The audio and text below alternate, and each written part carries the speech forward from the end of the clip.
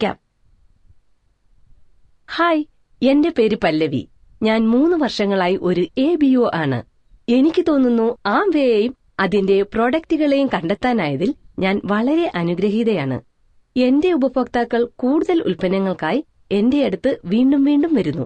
വാസ്തവത്തിൽ നിലവിലുള്ള എന്റെ ഉപഭോക്താക്കളാണ് എന്റെ മൊത്തം വിൽപ്പനയിലെ പകുതിയും എടുക്കുന്നത്. മറ്റേ പകുതിയാകട്ടെ പുതിയ ഉപഭോക്താക്കളും. ഹായ്, ഞാൻ ചേതൻ. ഇപ്പോൾ 3 വർഷത്തിലധികമായി ഞാൻ ആംവേ പ്രോഡക്റ്റുകൾ വിൽക്കുന്നു. ഓരോ മാസത്തിലും ഞാൻ ഏകദേശം 5 ഓർഡറുകൾ ചെയ്യാറുണ്ട്. ഞാൻ നല്ലവണ്ണം അധ്വാനിക്കുന്നുവെങ്കിലും ഞാൻ പ്രതീക്ഷിക്കുന്നതുപോലെ എന്റെ ബിസിനസ് അത്ര കണ്ട് പുരോഗമിക്കുന്നില്ല.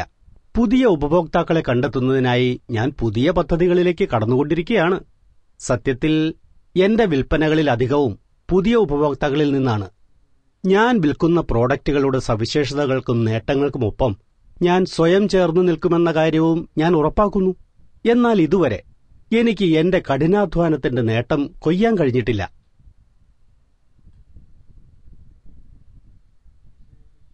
ഇപ്പോൾ നിങ്ങൾക്ക് പല്ലവിയെയും ചേതനയെയും കുറിച്ച് അല്പമൊക്കെ അറിയാം. പല്ലവിയുടെ വിജയരഹസ്യം എന്താണെന്ന് നിങ്ങൾക്ക് തിരിച്ചറിയാൻ കഴിയുന്നുണ്ടോ?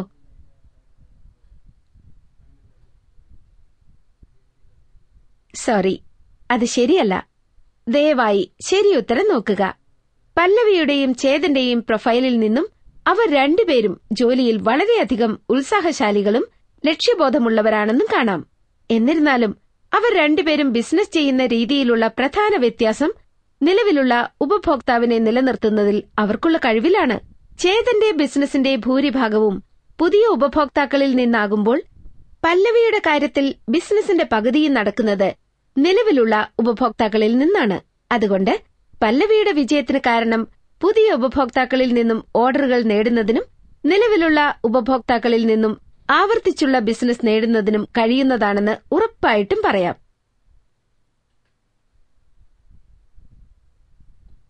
സിനാരിയോയിൽ നിന്നും നാം കണ്ടതനുസരിച്ച് ഒരു സ്ഥിരം ഉപഭോക്താവിനെ എത്ര കൂടുതൽ കാലത്തേക്ക് നിങ്ങൾ നിലനിർത്തുന്നുവോ അത്രയധികം നിങ്ങൾക്ക് വരുമാനം ലഭിക്കാൻ സാധ്യതയുണ്ട്.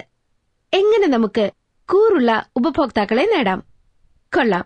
ആംവേയുടെ ഉൽപ്പന്നങ്ങൾ മൂലം നിങ്ങളുടെ പകുതി ജോലി പൂർത്തിയാകുന്നു.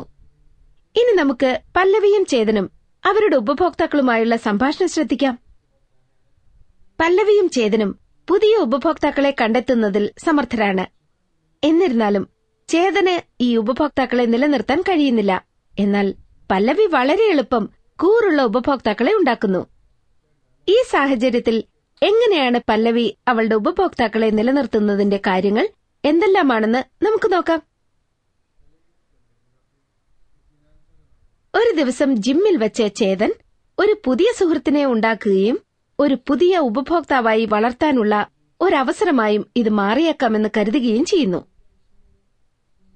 ചിലപ്പോൾ ഞാൻ വളരെയധികം ക്ഷീണിതനാണ്. 2 ആൺകുട്ടികളുള്ളത് വളരെയധികം ക്ഷീണിപ്പിക്കുന്നു. നിങ്ങൾ എന്താണ് അർത്ഥമാക്കുന്നതെന്ന് എനിക്കറിയാം. ഞാനും ഇത് അനുഭവിച്ചിട്ടുണ്ട്. കൂടുതൽ എനർജി ലഭിക്കുന്നതിന് വൈറ്റമിൻ കഴിക്കുന്നതിനെക്കുറിച്ച് നിങ്ങൾ ചിന്തിച്ചിട്ടുണ്ടോ? സത്യത്തിലല്ല. ഒരു ആംവേ ഡിസ്ട്രിബ്യൂട്ടർ എന്ന നിലയിൽ ഞങ്ങൾ വിൽക്കുന്ന പ്രോഡക്റ്റുകളിൽ ഒരെണ്ണം ന്യൂട്രിലൈറ്റ് ഡെയിലി എന്ന് വിളിക്കുന്ന മൾട്ടി വൈറ്റമിൻ പ്രോഡക്റ്റാണ്. അത് ഞാൻ കഴിക്കാറുണ്ട്. സത്യാണോ? അവരിൽ ചിലരെയെങ്കിലും ഞാൻ ഒന്ന് ശ്രമിച്ചു നോക്കണം. ചേതനും താരയും കൂടുതൽ സംസാരിക്കുകയും ചില വിറ്റാമിനുകൾ വാങ്ങാനുള്ള ഓർഡർ നൽകാൻ താര തീരുമാനിക്കുകയും ചെയ്യുന്നു. ഏതാനും ആഴ്ചകൾ കഴിഞ്ഞു. വൈറ്റമിനുകൾ എങ്ങനെയാണ് പ്രവർത്തിക്കുന്നത് എന്നതിനെക്കുറിച്ച് ഞാൻ അതിശയിക്കാറുണ്ട്. എനിക്ക് താരയെ ബുദ്ധിമുട്ടിക്കണമെന്നില്ല. അതിനാൽ ഞാൻ എന്റെ നമ്പർ അവൾക്ക് നൽകിയിട്ടുണ്ട്. അവൾ എന്നെ വിളിക്കുമെന്ന് എനിക്ക് ഉറപ്പുണ്ട്.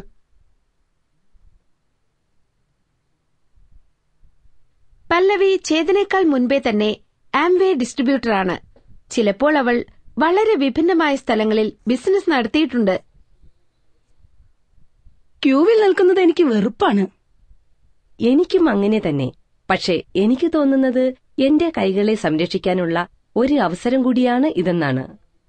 ഞാൻ അതിനെപ്പറ്റി ഒരിക്കലും ചിന്തിച്ചിട്ടില്ല. നിങ്ങൾ എന്താണ് ഉദ്ദേശിക്കുന്നത്? ഇതൊരു ആറ്റിറ്റ്യൂഡ് ഹാൻഡ് ആൻഡ് ബോഡി ക്രീമാണ്. ഇത് കൈകൾക്കും ശരീരത്തിനും അത്യുത്തമമാണ്.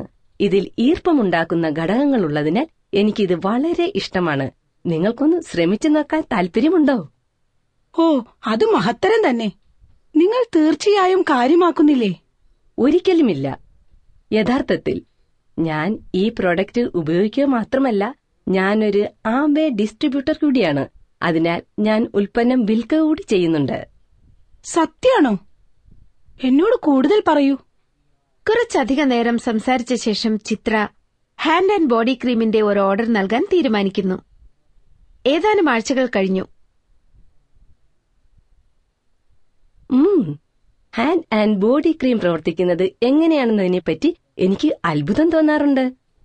ഈ ജോലി കഴിഞ്ഞ ഉടൻ തന്നെ ഞാൻ അവളെ ഒന്ന് വിളിക്കുകയും കാണുകയും ചെയ്യാൻ പോകുകയാണ്. ഇന്ന് പല്ലവിയും ചിത്രയും നല്ല സുഹൃത്തുക്കളാണ്. പല്ലവിയുടെ കയ്യിൽ നിന്നും ചിത്ര സ്ഥിരമായി ആംവേ ഉൽപ്പന്നങ്ങൾ വാങ്ങുന്നു. മറുവശത്ത് ചേതന്റെ ഉപഭോക്താവ് താര വിട്ടുപോയി. ചേതന് അവളുമായുള്ള ഉപഭോക്തൃബന്ധം നഷ്ടപ്പെട്ടു.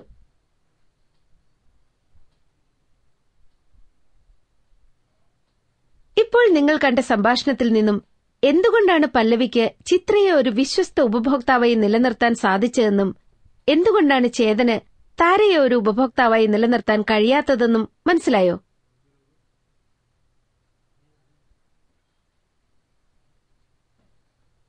ഗ്രേറ്റ്. നിങ്ങളുടെ ഉത്തരം പൂർണ്ണമായും ശരിയാണ്. ഓപ്ഷൻ 3 ശരി ഉത്തരം.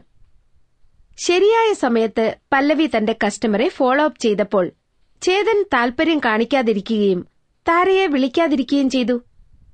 പല്ലവിയുടെ ഉപഭോക്താവ് ചിത്ര പുതിയ ഉൽപ്പന്നവുമായുള്ള തന്റെ അനുഭവം തന്റെ ചില സഹപ്രവർത്തകരോട് പങ്കുവയ്ക്കുകയും അവരെല്ലാം അത് വാങ്ങാൻ താൽപര്യം കാണിക്കുകയും ചെയ്തു.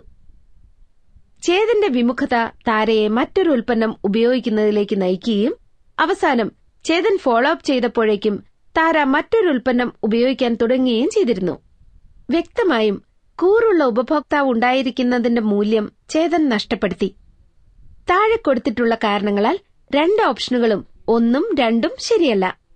ഒരു സ്ത്രീ ആയത് കാരണം ഒരു ഉപഭോക്താവിനെ നിലനിർത്തുന്നതിൽ പല്ലവിക്ക് പ്രത്യേക കഴിവുകൾ ഒന്നും തന്നെയില്ല.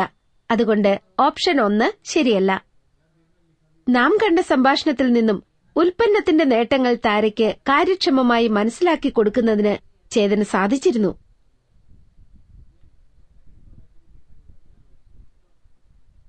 വിജയം വരിക്കുന്നതിന് ആംവേ ഡിസ്ട്രിബ്യൂട്ടർമാർ തങ്ങളുടെ ഉപഭോക്താവിന്റെ ആവശ്യങ്ങൾ നേടിക്കൊടുക്കുകയും തങ്ങളോടൊപ്പം ബിസിനസ് ചെയ്യുന്നത് തുടരാൻ ഉപഭോക്താക്കളെ പ്രേരിപ്പിക്കും വിധമുള്ള എന്തെങ്കിലും ചെയ്യുകയും വേണം. പ്രയോജനകരവും അർത്ഥപൂർണവുമായ ഒരു ബന്ധം. ഈ ബന്ധങ്ങൾക്ക് സാധാരണയിൽ കവിഞ്ഞ കസ്റ്റമർ സർവീസ് ആവശ്യമാണ്. ഒരു ആംവേ ഡിസ്ട്രിബ്യൂട്ടറുടെ മുഖ്യമായ ചുമതലയാണ് കസ്റ്റമർ സർവീസ്. സാധാരണഗതിയിൽ ഒരു ഉപഭോക്താവ് ഒരു സാധനം വാങ്ങുമ്പോൾ ആ കസ്റ്റമർ സർവീസ് അനുഭവമാണ് ഉൽപ്പന്നത്തെക്കാൾ പ്രധാനമാകുന്നത്. അവളുടെ ടെസ്റ്റിമോണിയൽ കേൾക്കുന്നതിന് വലതുവശത്തുള്ള ഉപഭോക്താവിനെ ക്ലിക്ക് ചെയ്യുക. പല്ലവിയിൽ നിന്നും വാങ്ങുന്നത് എപ്പോഴും എനിക്ക് വളരെ സൗകര്യപ്രദമായി തോന്നാറുണ്ട്. ഞാൻ എന്ത് പ്രോഡക്റ്റുകളാണ് തേടുന്നതെന്ന് ഞാൻ പറയുന്നതിനു മുൻപേ തന്നെ അവൾക്ക് നന്നായി അറിയാം. എന്തെങ്കിലും വ്യത്യസ്തമായി ഉപയോഗിച്ചു നോക്കണമെന്ന് എനിക്ക് തോന്നിയാൽ ഞാൻ മിക്കവാറും എന്റെ താൽപര്യം നിറവേറത്തക്ക വിധത്തിൽ എന്തെങ്കിലും പ്രോഡക്റ്റ് അവളുടെ പക്കലുണ്ടോ എന്ന് പരിശോധിക്കും.